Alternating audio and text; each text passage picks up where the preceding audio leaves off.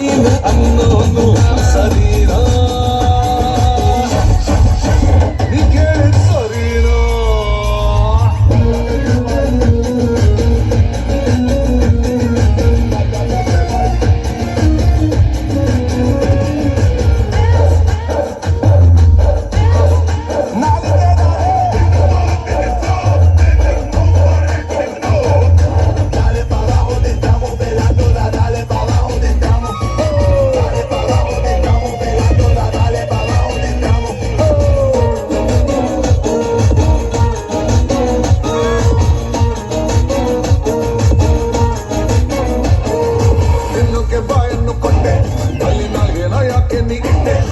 ಶ್ವಾಸಕ್ಕೆ ಮೂಗನ್ನು ಕೊಟ್ಟೆ ಅಲ್ಲಿ ವಾಸೆನ ಯಾಕೆ